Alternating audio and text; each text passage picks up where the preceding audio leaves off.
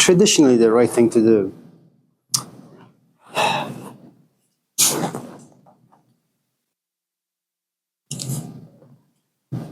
You went to Google or the dictionary? Google. Yeah.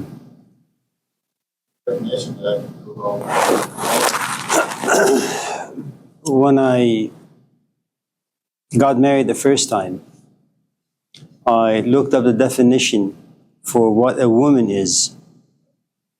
And then I read a couple of books, and I walked away assuming that I know all I needed to know about what a woman is and how do you nourish and protect and sustain a relationship. It lasted about 3 weeks. That was the shelf life of that particular definition.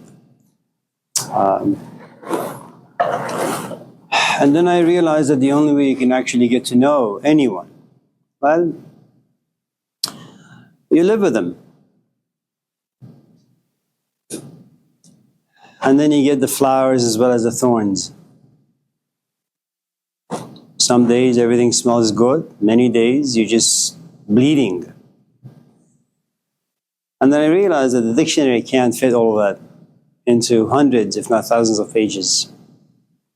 I was very disappointed in dictionaries. But we'll talk about that. Your question is really good. Yeah, it's really good. Anyone else? So, relationships, and then what philosophy is? Yeah. So I was kind of comparing like the videos you presented about like Plato's cave and the birth of modernity, and it kind of seems that they touch upon nihilism in kind of two different senses. So I guess my question is, do you think there's like a difference between like kind of nihilism, the traditional sense, and modern day rendition of nihilism?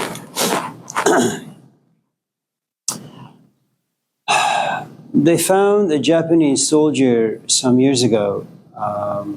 This was a few days after they declared World War II to have ended. I forget his name now.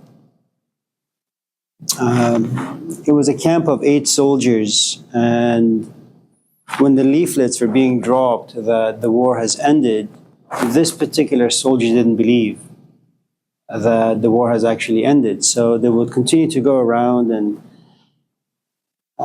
fighting and killing and burning villages and all that. And then I think all of his comrades were killed, and he was the sole survivor.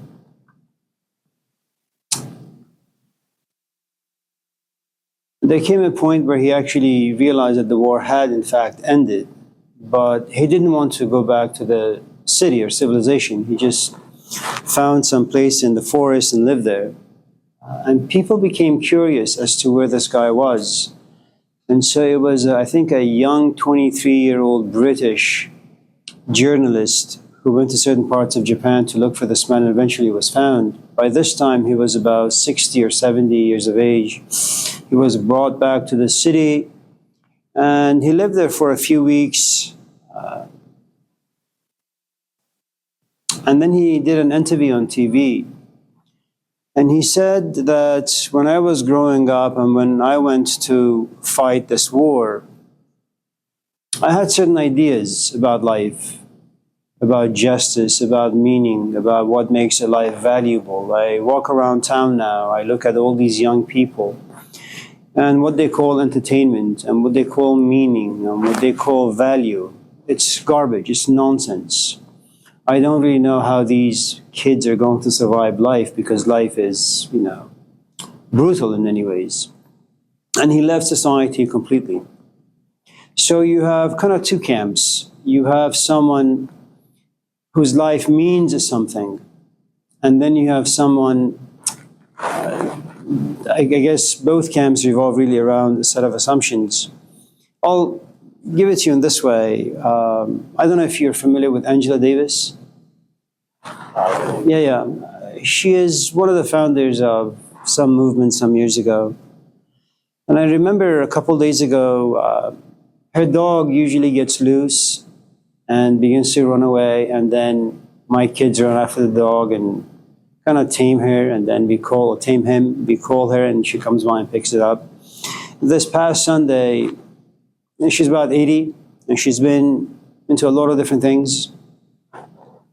And sometimes this Sunday when she came forth and we were talking about politics and all those things, I kind of looked at her and whispered, didn't really mention this to her, that all the work that she had done for the past maybe 60 years, when she looks at society now, when she looks at certain communities now, does she think that her life has been a waste?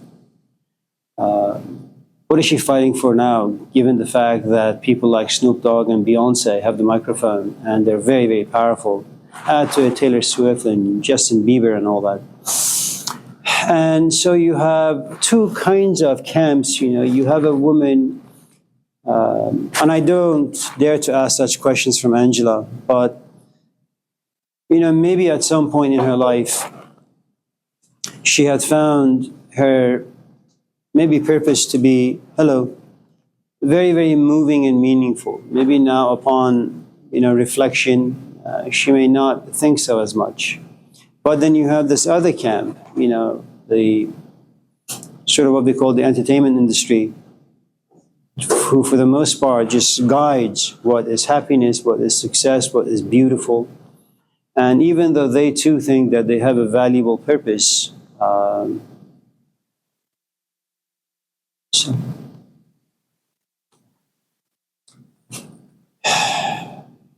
nihilism. Maybe you should redefine nihilism in this way. You spend most of your life collecting things, buying things, and putting them in your living room, dining room, here and there. Around the age 70, 80, you come to realize your house is cluttered. Now you leave everything on the pavement for someone to take. The things that used to give you value, comfort, meaning, no longer serve any purpose. You rather now sit on the kitchen floor. That's where you find comfort. I think as time passes and as you age and you gain more insight and experience, the things that used to be valuable, meaningful, become less so. You become a nihilist. The best example of that, read the Gospel of Judas. Not because you're a religious man, not because you like religion, not because you're curious about religion, but perhaps a life of a man who went around preaching, went around on this quest to figure out who he is, what he is, if there's a God, only to realize that life down here is not worth living. The best path to take is suicide. But that was the Gospel of Judas, and I'm not recommending that. Terry?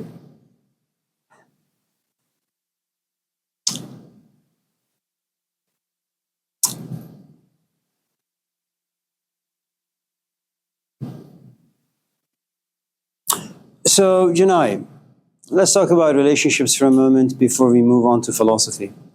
What do you want in this class, grade-wise? A. I see.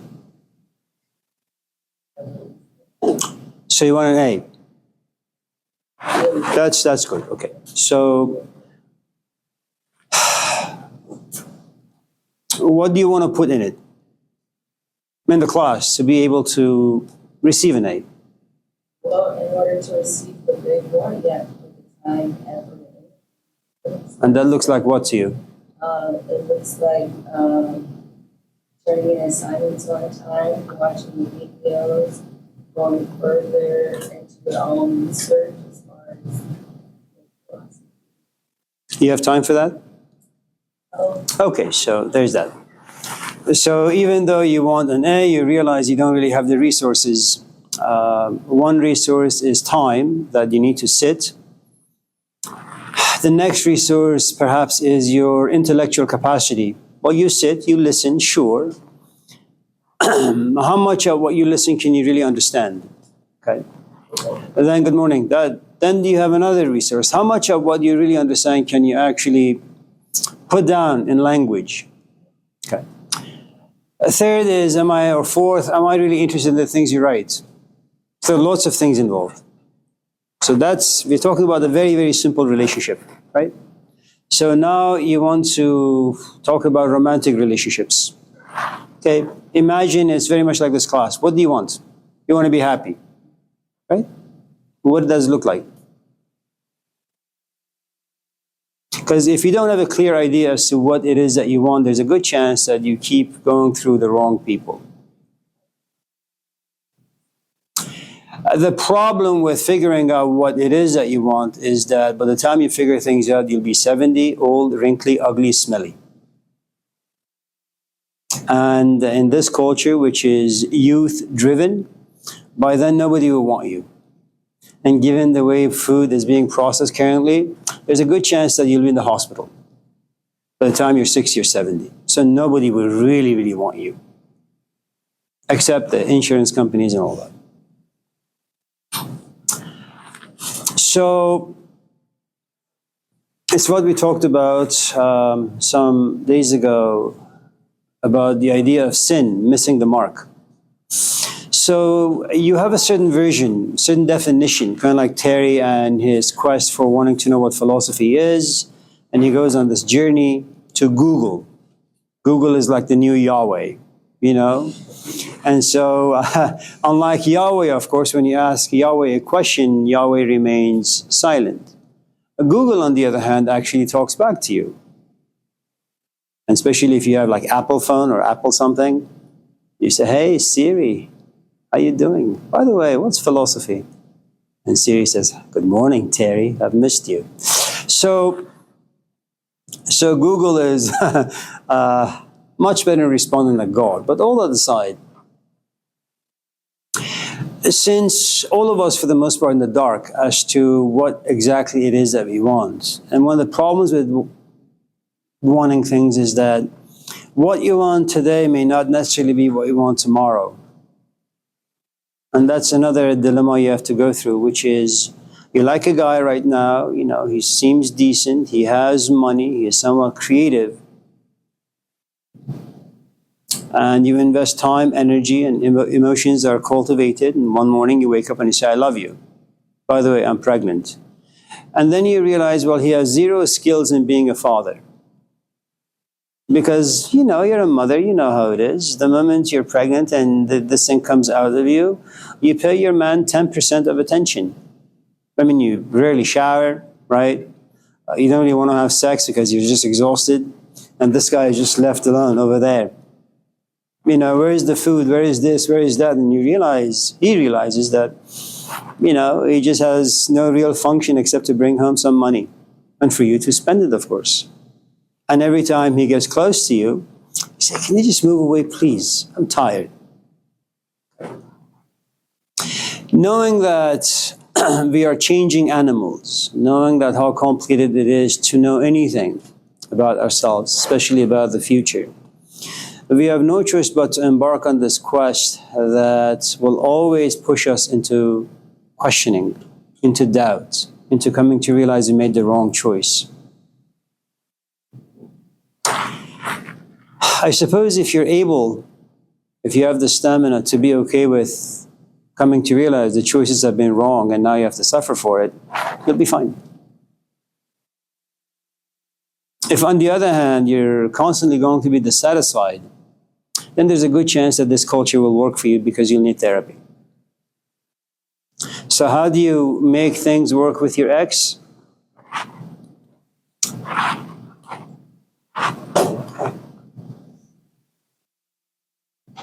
I don't know, except to say that relationships are enormously complicated. And nobody wants to be alone. And that sucks too, being alone. There is an advantage and a disadvantage. The disadvantage that is in front of you is the fact that you know who he is. And you guys have actually spent time together, so you have a history. And that history stands as an obstacle. Every time you see the same actions, that history is going to come to life. And like a dragon is going to devour all of your desires and interests. And you're going to say, I want to walk away from this. Okay. The advantage of knowing the history, and also him knowing the history, is if the two of you have processed the history well enough to understand the history, and some of the, I suppose, behaviors that come out of it then you guys stand a good chance, because then you know what the boundaries are, you're not going to cross red lines. But for any experience to be processed and be processed well, and women are really good at this, men really suck at this, is that oftentimes a woman at a certain age, and if she has certain interest in her mind, in her body, they'll sit, they'll go into hibernation, no dating, no talking. They'll just simply try to figure out why their life has turned out the way it has. And then that rigorous examination, which is part of what philosophy demands, I suppose, in some ways, will give you some clarity. Now, the problem with having clarity is now you see.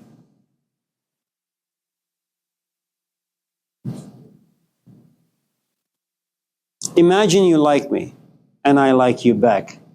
Well, let's do this differently. Imagine you love me, and I love you back. Now, all this time you've assumed that I am about maybe 45. So you plan all these futures, imaginatively speaking. Then we're sitting, and remember, you can imagine things because you're in the dark, because you don't have, good morning, how are you? Good, how's San Luis? Good job. Now, you make all these plans because, there is a good amount of who and what I am that's in the dark, and you don't know those things. So as you're sitting casually, chit-chatting, casually you say, so Amir, listen, what's your birth date? So why? Well, I'm very much into astrology. I say, yuck. Okay, but what do you want to know? I need the year, the month, and the day. Say, okay, and the time, of course, and the color of your diaper. And I say, okay, well, as far as the year goes, it's 1963. So what? Did you say 73? No, 63. You're mistaken, it's 73. No, it's 63. And all of a sudden, you come to realize that I am not just 5 or 6 or 7 years older than you are. I'm about 2 decades, 20 years older than you are. And all of a sudden, something happens to you. You disturb a little. He is 60, close to 61, around 62, 63. He'll start going to Kaiser on a regular basis. And then he'll start forgetting things, and he'll pee his pants and pee in bed. And then he'll need a third leg we call a cane, which we can get from Walgreens or Walmart or somewhere. I am just at the beginning of my life, and he's near the end of it. Now you see some things. And now making this decision as to you want to continue with the relationship or just exit from it, it becomes a bit more tricky for you. And you're going to, if you're intelligent, you're going to side on the negative. You're going to say, it's best for me to walk away. Sure, my heart will be broken. It'll be bloody for a couple of weeks. But then, that's how things go. You become intimate, emotionally entangled. And you realize things are not working out. Give it a week or 2 or 3 or 4 or 10 or 20 weeks. And then one morning you wake up. You'll be all scarred, but you're on the healing journey. You'll be fine.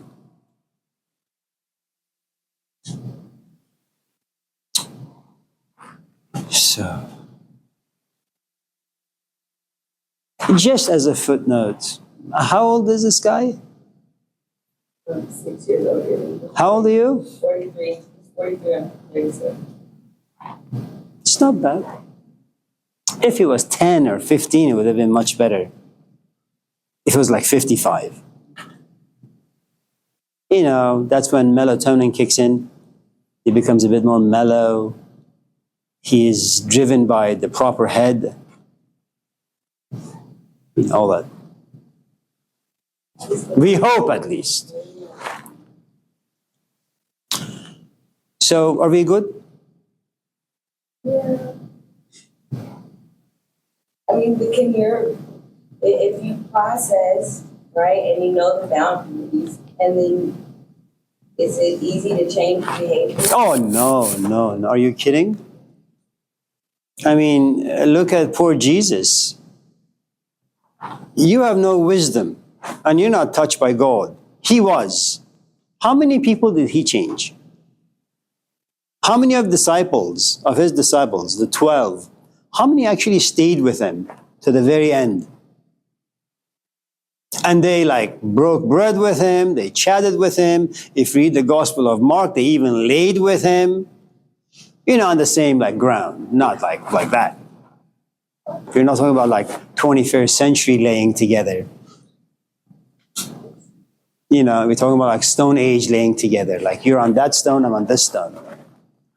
Was the relationship settling? What? A relationship settling. What do you mean? Like if you end up just settling. For the lowest common denominator?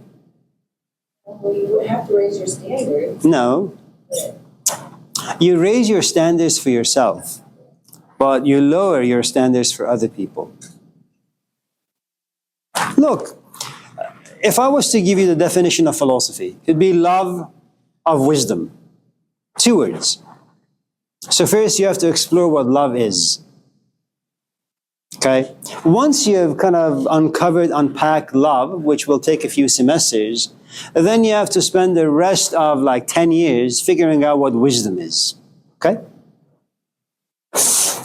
Let's say you have done all of that. And now you've come to this conclusion that, yes, you know what philosophy is. You've been touched by love and you've been touched by wisdom. You're missing credentials. You need to go to Laney College and then Stanford and get some degrees and, have some power and then go to some interviews, mesmerize the committee, they'll give you a job and, you make some money and you have a stable job and all of that. So you come to this class and you realize I'm the instructor. And you smell me from far away. And you realize there is no love or passion inside me. And certainly there is no wisdom about me. You have a couple of options. You can go back to your loser life because, I refuse to take classes from those philosophers who have not been touched by love or wisdom. Well, if you're that sort of an idiot, you're never, ever, ever going to grow and evolve in the sense that getting a diploma. The moment you walk into this class, the very, very, very moment you walk in this class, and the very moment I walk in and my mouth opens, you will know if there is any love or wisdom about me. And you're also very clear why you're here. You don't need love or wisdom from me. You need degrees. You lower your standard when you come to Laney College or Stanford or Yale because they're all going to be crummy. You got to use this class and use me for the right reasons. I'm not here to give you philosophy. Information, maybe. The first thing you need to do in a relationship is realize you don't need this person. You don't need him emotionally, but you need his pocket. Once in a while, you need to sit and watch a movie with someone. Go out to dinner with someone. You need to socialize. Your body needs sex. Nothing wrong with that. But emotional support, are you kidding? No. You want emotional support? Take up journaling. Use him. Use him well. And once in a while, there is nothing wrong. Look at him and say, I love you, John. You don't, but it's okay. He doesn't need to know. Yes, thank you. Make sure that when you get sick, he will take you to Kaiser. That's very important.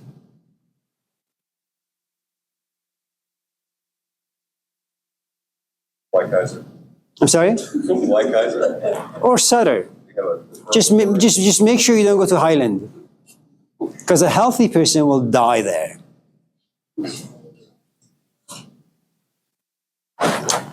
I'm just kidding. Any hospital will do. as long as someone can take you there. Look, the answer to your question was given to you by this man. I don't know if you've heard of him, Jay-Z. I'm sorry, it's JC, Jesus Christ. And I think it's in the Gospel of Luke. Don't build your house on sand. Examine human beings. See if they're like solid rock or sand. 18-year-old, sand. 20-year-old, sand. 30-year-old, sand. 40-year-old, sand. 50-year-old, sand and gravel. 60, sand, gravel, some concrete. 80, solid. I mean, they're, for the most part, dysfunctional. I mean, their body doesn't work anymore, but they have savings, they have a house, they have a car. You can build a life on that. Are we? No. So, so then, what about vulnerability? What about it? Like emotional connection? Is that right? Do you need to be vulnerable, and not just with a romantic relationship, but any relationship, to express your wants, needs, desires, and concerns? About what? Does that? Because that's hard to do, right? Well,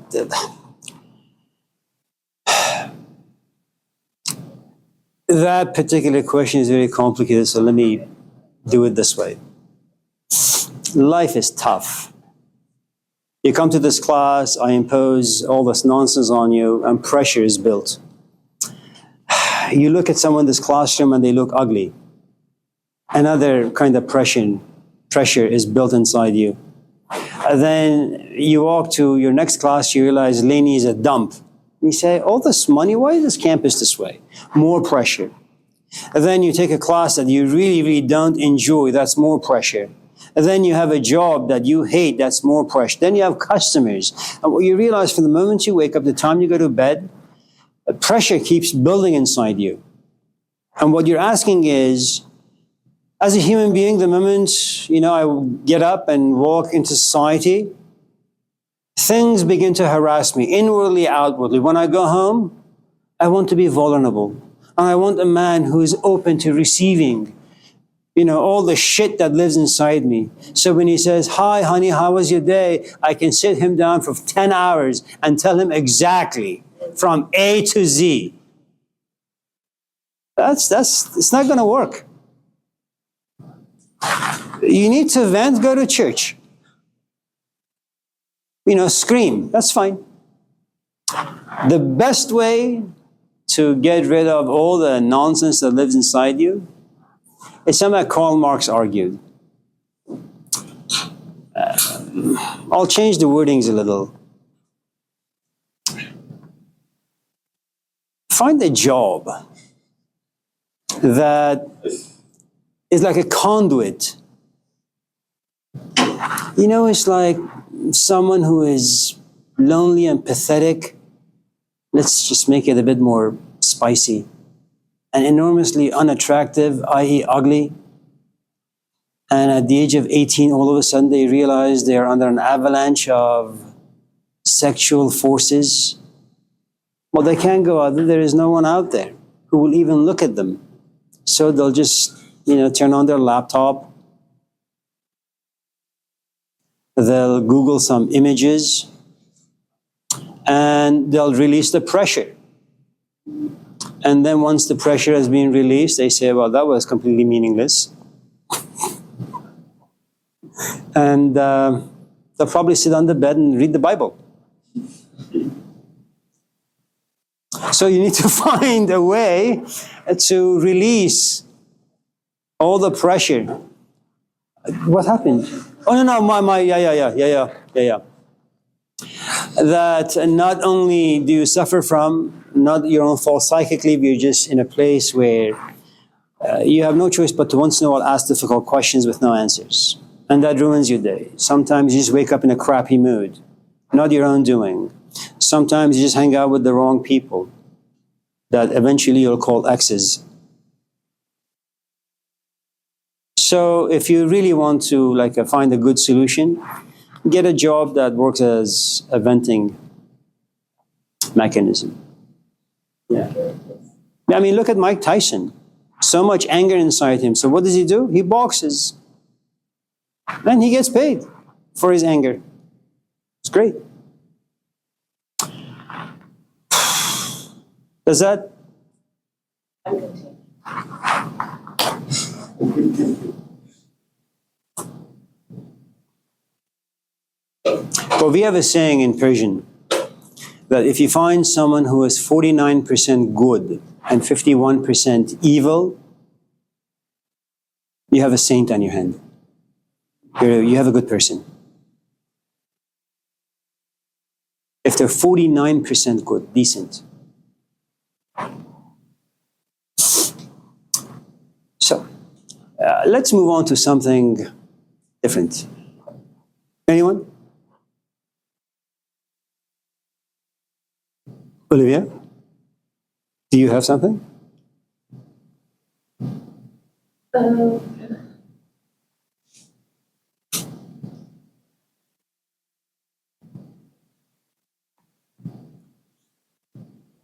No? Andres? Andres, right? Yeah.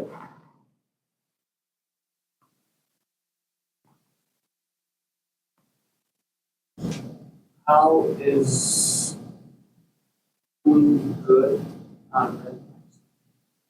I'm sorry? How is doing good not recognized? How is doing good not recognized?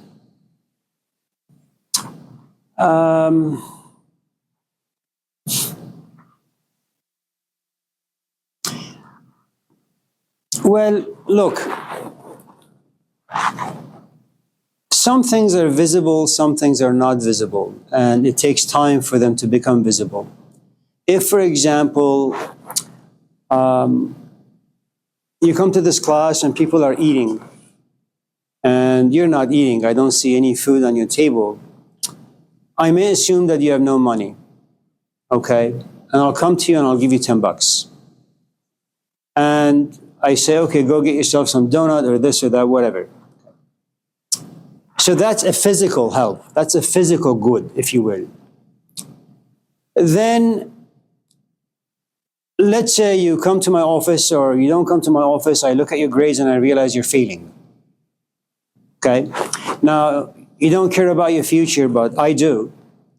You think that this culture will take care of you. I know better. You think that you're forever going to remain 18.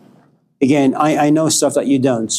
So I send you an email saying, Andres, why don't you come to my office? I'm trying to emotionally help you. But you're not there to receive the help. You think I'm a duplicate of your father. I'm trying to impose things on you. Okay? So that requires time for you. Maybe you need to be 30 or 40 or 50 to come to realize your mistakes. And if I've made any impression on you, maybe at the age of 30 or 40, you'll think back and say, yeah, I had a crummy philosophy instructor at Laney College who said A, B, C, D, Maybe I should send him an email to tell him that, I now get it. And you send me an email, and I reply from the grave. Okay? Now, let's say that you want an A in this class, and I read your essays, and I realize, well, it's a D, perhaps a C. And I call you to the office and say, listen, these are wrong. Read, think, write over and over and over again until you get things right. Okay? Now, because you're young, and all young people have one of the awfulest, deadliest sins, which is pride. You think you have it all together, you think you know better, and then I can't be reached. So in as much as I try to save your future by telling you what to do to get an A, you say, no, I know better. And maybe you'll just drop the class and walk away. So you realize that the difficulty with emotional and intellectual, and let's just say that you have some psychological issues, and that falls under like trauma, an experience you had, let's just say, with your father 20 years ago. And I see it on your essay. And I call you to the office and I say, listen, the only way you can get over grief, the only way you can get over trauma is A, B, C, D.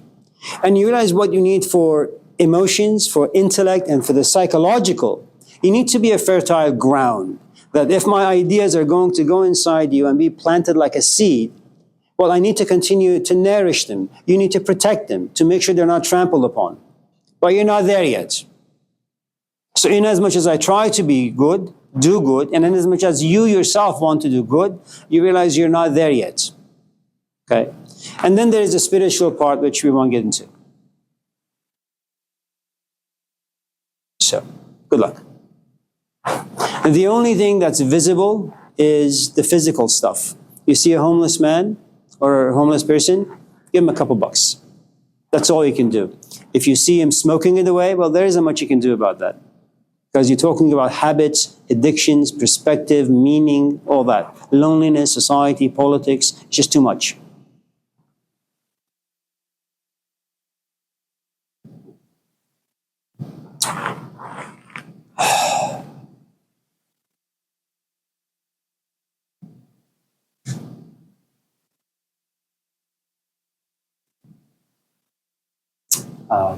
I'm sorry for this class.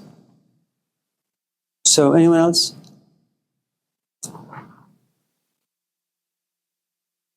Your name? Amaya, sorry.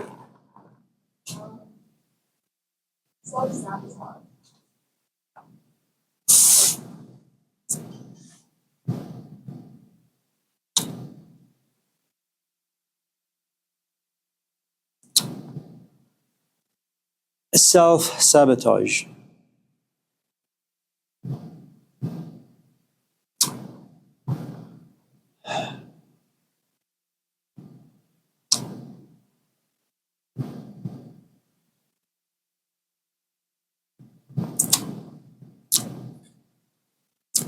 It's a difficult question. So, and I won't do a good job, but nevertheless. An infant, temperament aside, doesn't have a self, doesn't have a history. Add to the fact that because an infant's brain is not really fully developed, they don't really have the capacity to hold any things in their memory. Things are just experienced in the moment and then forgotten very, very quickly. And if you don't believe me, when you have a child of your own, when they're like 2 months old, slap them really hard in the face. They'll cry, then hug them, they'll laugh. Do that to Junaid. See how that works for you. So, as long as there are no selves to be had, there are no biases, no prejudices, okay? So when you talk about a self, you're talking about a human being with a history. History. If I look at Richard and say the N-word to him, but he doesn't really have a self that's going to flip out. He may go complain. He may say, well, why would you use such a thing? If I say it to another person with a different skin color, it's going to be a different story. Why? The same word, two different people with two completely different histories. Okay? So when you talk about self, you're talking about a collection of narratives. Okay? Example, if she has never gone out, she's never dated, and I say to her, would you like to go out and have a cup of coffee? And let's say she falls in love and I fall in love. There is nothing for her to compare this relationship to. There is no self that says, well, 10 years ago, I went out with Jack and then I was hurt. If on the other hand, I was to go out with you and you have like 5 relationships and they're all bad, well, you have a self that's going to walk in without perhaps you knowing. And the moment I say, hi, you say, another pain coming my way soon. So remember, when you talk about self, you're talking about history. History has a tendency of creating very, very powerful stories for some of us. Okay? If, for example, I walk into your life and you love me, but you backtrack, there is a reason. You've been hurt in the past and you don't want to experience that again. So sometimes self-sabotage is there to protect you. Will it block you, hinder you, create obstacles? Absolutely. Now, you can go against the habits, the addictions, the same old perspectives as to all men are evil. You can go in that direction, go the exact opposite. But it means that first, you have to see me as someone who could potentially be a benefit to your life. You must also become profoundly mindful and aware of every time you are triggered to go back and repeat the same old mistakes. You must also have the stamina and the capacity and the will and the resources to stand up to the tyrant that lives within history. Now, I must also have the patience and the capacity to be okay with your abuse. And for the only way I can be okay with you abusing me, pushing and pulling and pushing and pulling, is for me to know your history a little bit. Say, okay, this is what she does. I love her. I'm not going to let her go that easily. But I also have a certain trash bin on the inside that can only take so much abuse before I completely walk out. So there are lots of things to consider. Self-sabotage, for the most part, has to do with the fact that something may be too difficult.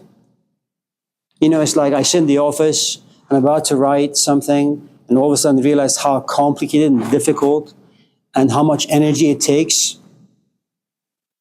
So all of a sudden I say, I'm really, really hungry. Because it's a cross I don't want to carry just yet. So sometimes self-sabotage really has to do with the fact that you have this very powerful component inside you called sloth, laziness. It's difficult on the body, it's difficult on the mind, it's difficult on the emotions. It takes too much. Okay. There are sometimes these moments where self-sabotage really has to do with your past. And they are the most difficult because your past creates a good amount of habits. There's a specific way you think about things. There's a specific way you feel about things, and there's a specific way you act on certain things. And for you to overcome, you have to overcome the physical, the emotional, and the intellectual. Imagine for a moment that you're a smoker, whether it's tobacco or weed, and it's something your mom doesn't like, okay? And once in a while she catches you doing it, and she sits you down and she gives you like a pep talk. And there are moments you say, okay, I'm not gonna do this anymore. Well, you have friends. And every time you say, you know, Amai, you promise yourself, you begin to create excuses. Well, it's only today. I'll do it from tomorrow. You know. But if it's something about the past and the past has been somewhat traumatizing, I think you need to give it a good amount of respect. You don't self-sabotage because you're slothful. You self-sabotage because in many ways you're not yet there to look at the trauma, to open the lid, to have all these things come out, to feel the emotions, to feel the thoughts. You know, it's just too much. So sometimes to avoid seeing, experiencing, feeling, and thinking about all those things, you just walk away from them completely. And when the time is right, you will visit them. The only thing you should hope for is that hopefully you'll have the capacity to see them at the age of 25 as opposed to 55. Because by the time you're 55, you're just worn out.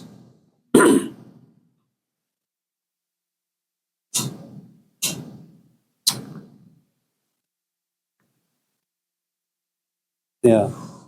And if someone really, really likes you, they'll keep imposing their will on you until you just push them away completely. Yeah.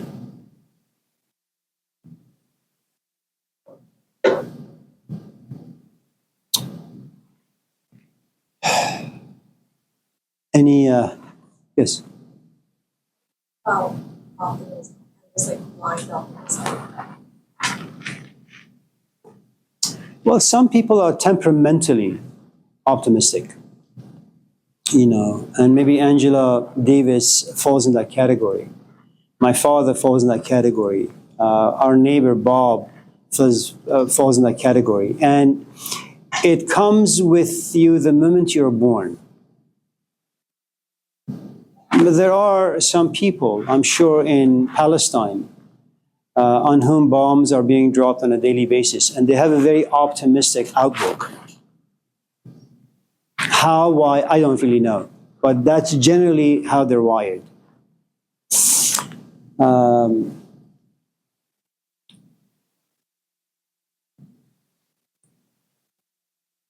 If you look at the human emotions, if you study human emotions, you realize more than 90% are negative. And they are negative because life is difficult. And life is difficult because everything is a struggle. We walk into an environment where a lot of things about life, about ourselves, about other people are unknown. And you walk into them innocently, naively, and you get scarred and bloodied. And that kind of changes you a little bit, you know. Let's say you enjoy doing piano, or you enjoy listening to piano. And then you beg your parents to buy you a piano, and they do. And then you find that there is a, hello, you know, and you get a teacher. And then you realize, well, you really don't have a talent for it. And you give up far too easily. And perhaps reading notes is too difficult. Looking at the notes, playing on the keys are too difficult. And then you give up. And when you experience those things over and over and over again, there's a good chance that you'll have a very bleak and dark view of things. Now, there are different shades to it. You know, some people like Sigmund Freud are extremely, extremely, extremely dark. Some people like Van Gogh, they're dark, but they have some light in them.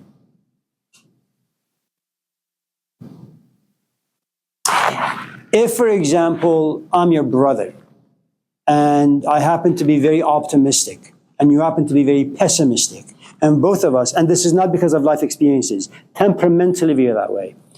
And what happens is your parents look at you and say, once again, she wakes up in a gloomy mood. Now, I'm your brother, I'm always happy, even if things are falling apart. Now, what happens to you is you begin to envy me. Because there's a quality about me that you like, but you don't have, and you want to adopt. And you try to fake it for a while, but you can't. You read books, but you can't. You listen to audios, but you can't, because temperamentally you're not wired for that. Okay? That envy creates jealousy. Jealousy evolves into anger. And then you raise your voice and our relationship goes bad. And you won't talk to me for a long, long, long time. You go your life, I go my life. There comes a point where you've sought enough therapy, you've read enough books, you've observed and been mindful of your life experiences where you say, you know what? We're just different. And now you give me a call and say, hey, buddy, how you doing? We go back to our relationship as if nothing has happened. So what you have, temperaments aside now, okay? Now you have life experiences. Usually what happens in life experiences is the following. You walk into something. This is a coffee brought to me by my good friend Terry. I haven't drank from it yet. It tastes awful. I'm just joking. But I pick it up and I put it to my mouth for one reason. I had coffee this morning and it tasted beautiful. I picked this up with a good amount of hope, optimism. This is going to taste as good as the coffee I had this morning. The moment I put it to my mouth, I realize this is tasting very different than the one I had at 5 in the morning. I have to struggle to push it down my throat. And every time I look at it, I say, yuck. Okay? So when you walk into anything in life, you're dealing with a good amount of unknowns that eventually you have to confront. Some of the unknowns you have the tools to work with. Most of the unknowns you don't have the tools to work with. Okay?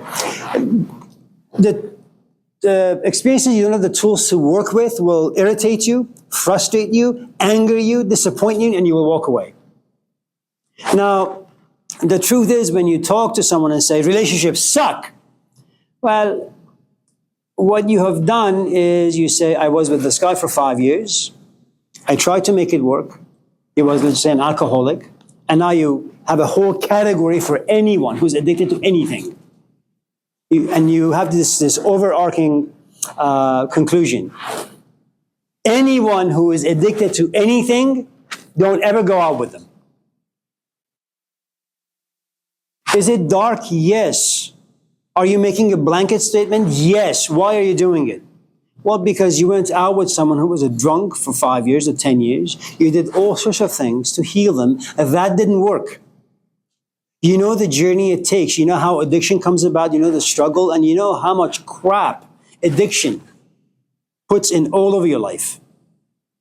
Okay? Are there exceptions to the rule? Yes. Are you bleak? Yes. Is your bleakness with a good amount of awareness, mindfulness, realizations? Definitely. Will it caution you next time you want to go into a relationship? Yes. Will it protect you? Yes. Will it create obstacles? Yes. Is it better to be an optimist or a pessimist? A pessimist. We do this all the time. When you see someone driving past by you 100 miles an hour, you slow down. You're thirsty, you park at a 7-Eleven, you realize there are these goons with baseball bats, you drive out. You don't see the kingdom of God in people. You don't see goodness in people, you just walk away. Remember, pessimists always, always, always have information that the optimists don't have. Moses has extra data, information, experience that Jesus doesn't have.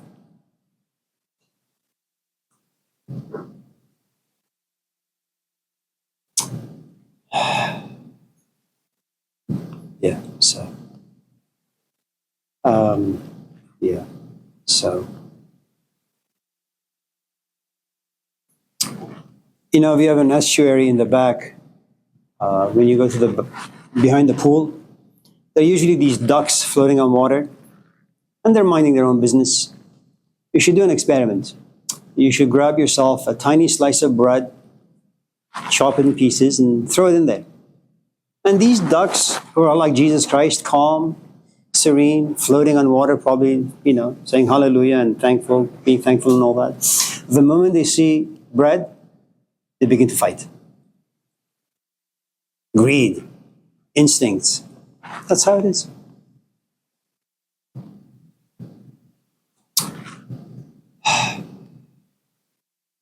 Anyone else before we... Matt? So are morals overrated? Like, should you step on other people to get more success in life?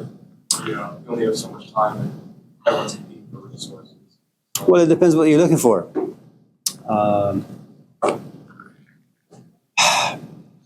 Imagine you like Casera. Look, she's behind you. Terry also is looking at Casera. Good job. You're lonely, pathetic, old, smelly, ugly. You look at Casera, go ahead. She's looking back. You know what that means? She may potentially like you. But before that, she may be interested. Now, Terry, see? And you come to realize she's also looking at him and giving him the wink. Well, you like her. He likes her. What are you going to do? You have to step over his skull. She is the only woman in this room. And there are 50 men. What are you going to do? Father, forgive them who they don't know. Are you kidding? Yeah? Let that cup pass by me? No, that's your cup. You will do whatever you possibly can to trash Terry. But trash him in a way that is pleasing to her. So you begin this process of gossiping. Okay, Sarah, did you know that Terry A, B, C, D? And the more you make her feel disgusting about Terry, the more she's going to cry on your shoulder. Now, is he a saint? Yeah.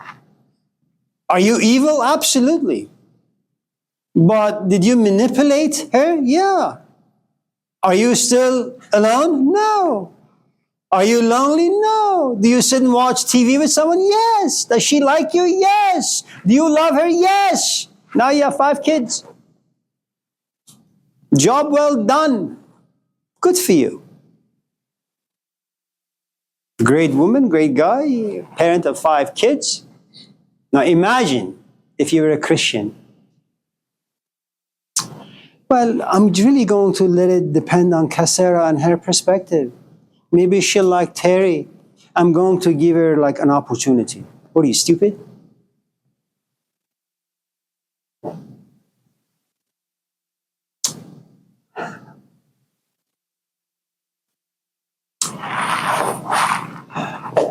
Now, if on the other hand, you have no care for her, well, morality doesn't come into play. But do you care? There's a different kind of morality, which is the following. You have no interest in Cassera. But for some strange reason, every time you look at her, she reminds you of your sister, who was hurt by a guy named Jack. You've talked to Terry. You know he's a scumbag. And Terry likes Cassera. You like Cassera too, but only because she has certain qualities that reminds you of your sister. So you trash talk Terry and Cassera to protect her. That's a good thing to do. Now, the flip side, is it possible that Cassera has the power to change Terry? Maybe. But that's like 1 in 100.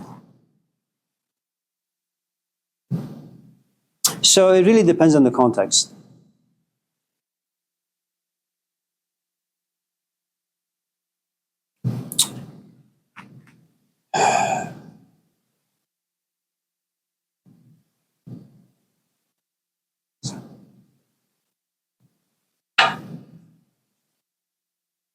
Yeah.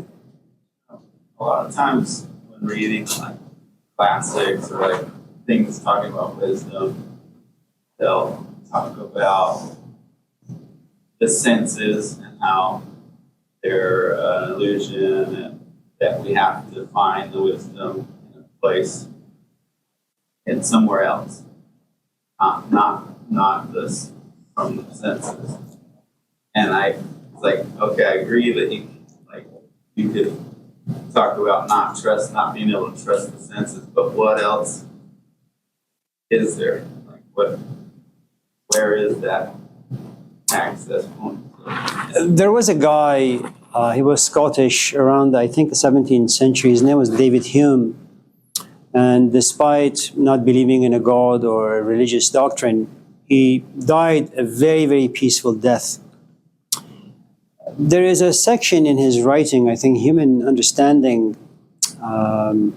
It's a very beautiful paragraph that says, when I close my eyes and try to figure out who I am, and I realize that I am the person who drank some water, I'm the person who peed, the person who ate some food, the person who went for a hike, saw the sunlight, saw this, saw that. I am nothing but a collection of my senses, i.e. past, i.e. history, i.e. experiences.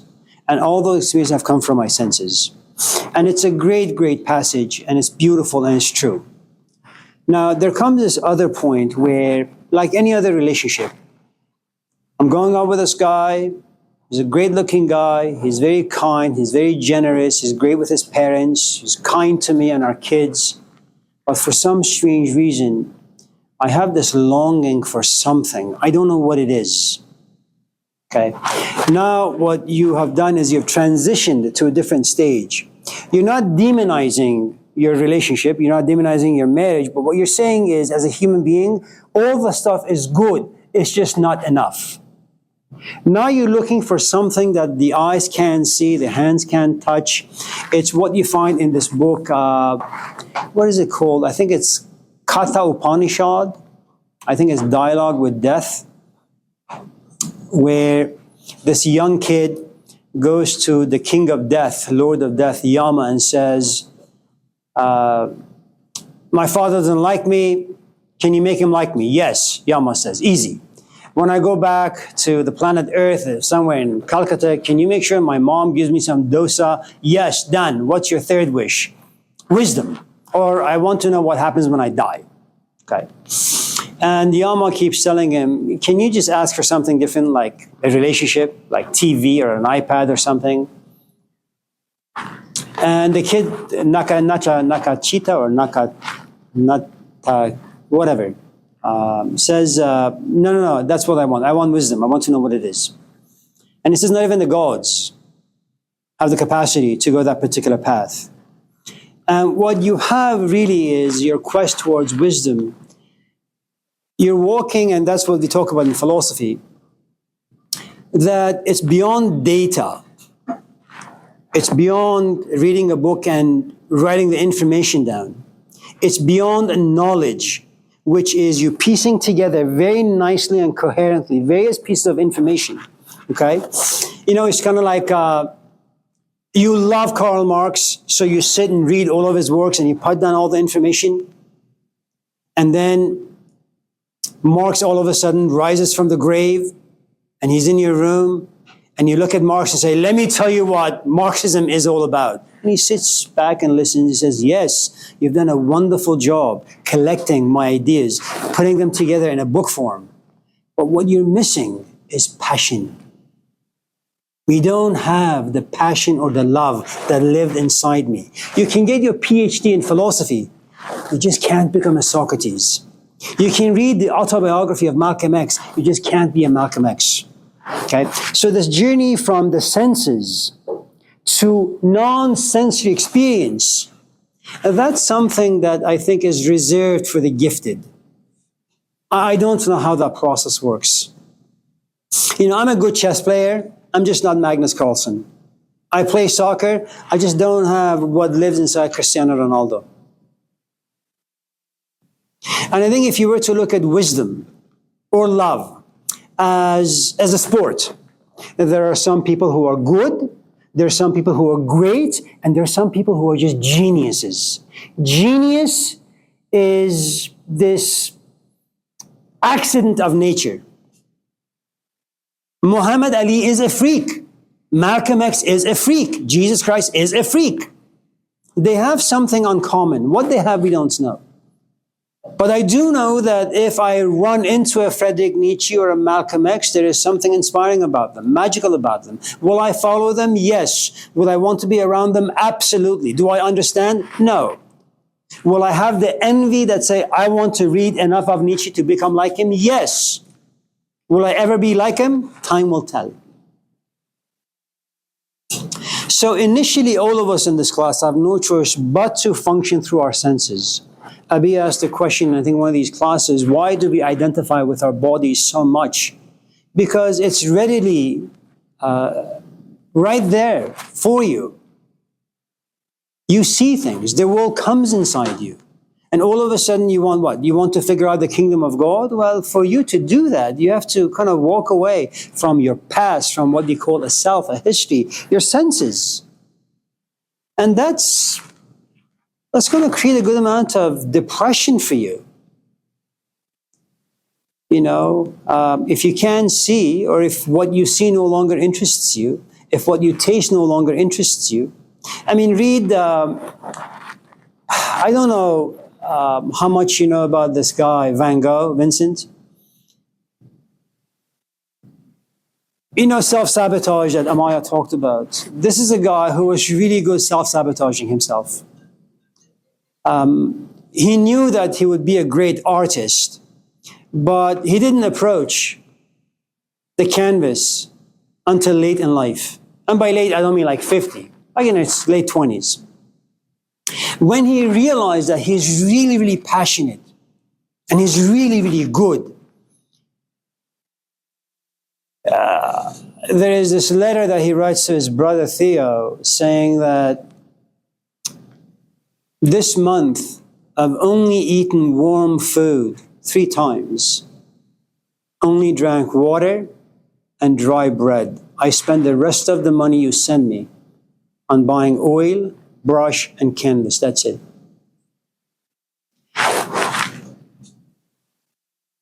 And this idea of approaching wisdom means you really have to walk away from everything that you're habituated in. Conversation no longer is meaningful for you. Reading is no longer meaningful. Thinking is no longer meaningful. Touching, tasting, going to places is no longer meaningful. The entire world has become dark and bleak for you. And you have to wait and wait and wait and wait. And it's a difficult path, and no one should be encouraged to take that path. It's exotic. I mean, I love going out with Angelina Jolie. If she was to call me to that, I'd probably say yes. Would I leave my wife? Absolutely. Or even Brad Pitt. I'll go out with him. Even though I'm hetero, I wouldn't mind experimenting and eventually changing paths.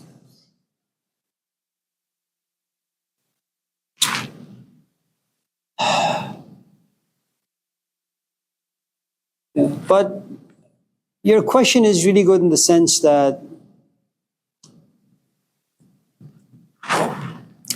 روزها فکر من این است و همه شب سخنم که چرا فارغ از احوال و دل خویشتنم از کجا آمدنم بهر چه بود به کجا میروم آخر ننمایی وطنم مرغ باغ ملکوتم نیم از عالم خاک چند روزی قفسی ساختند از بدنم.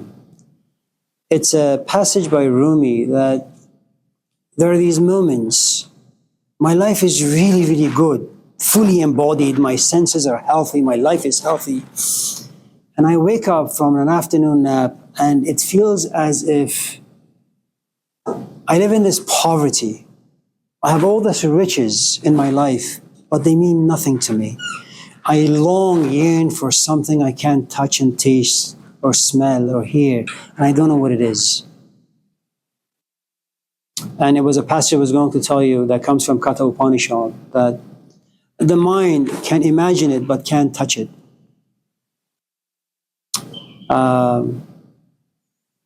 That's a blessing and a curse as well. Yeah. What time is it? 10:30? 10? Really? 10:10? Yeah, it was a cartoon. 10:10? 10:10? When I was growing up. Anyways, we have time for like a quickie or two. American style. Olivia, yes.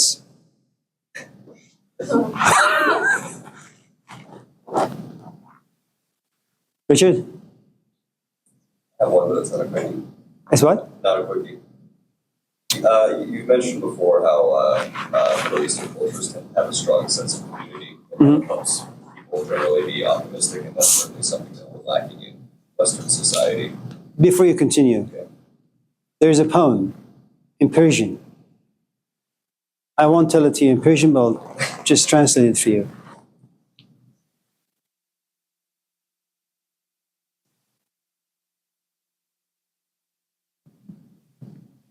There are two homeless people sitting on a bench, and it's freezing cold.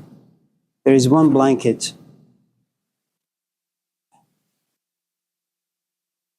And the one who has the blanket looks at the other and says, why don't we share this blanket? And you realize poverty does something profoundly strange to people. Poverty allows you access to pain, to struggle, to suffering. And when you have another person sitting next to you who is a bit poorer than you are because they don't have a blanket, and because you understand pain and struggle and suffering and discomfort, you say to them, come, we can both take refuge under this blanket. Now you have two homeless people on a bench, both have a blanket. The one looks at the other and says, you smell really bad. Why don't you go to that bench over there? And what you realize is privilege separates. Poverty brings together.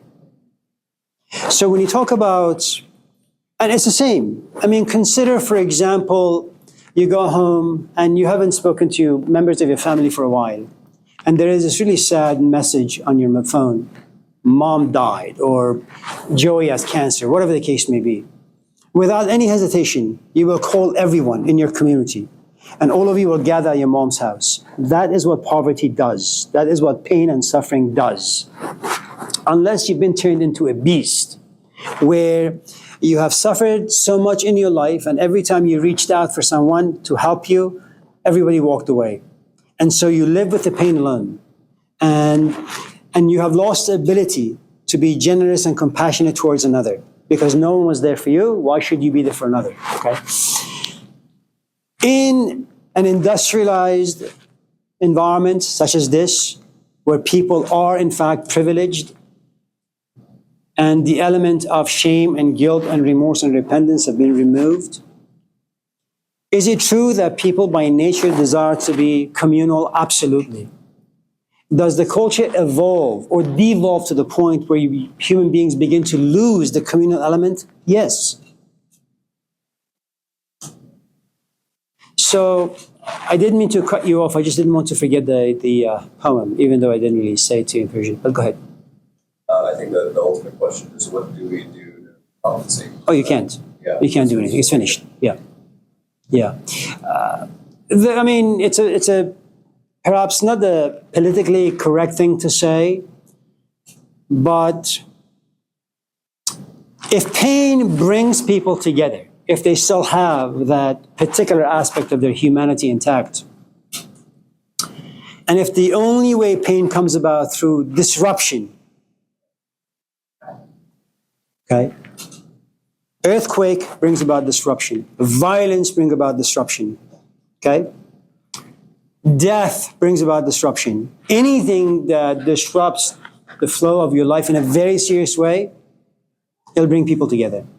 Occupy movement in Oakland brought people together. Obama brought people together. Kamala Harris right now bringing people together, okay? Some bombs being dropped on America will bring people together. Finding a villain out there, and that villain has the power to destroy lives, will bring people together. That's how revolutions are created. That's how civilization was formed.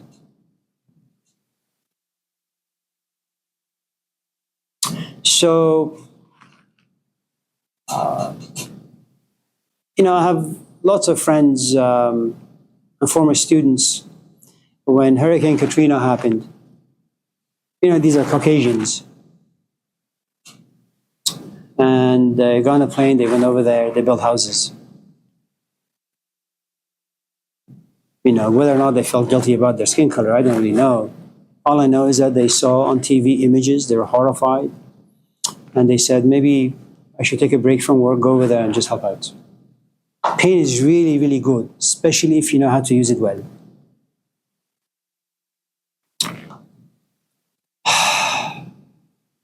So it's good to see all of you. My apologies if the class was a little, dark. See you on Thursday.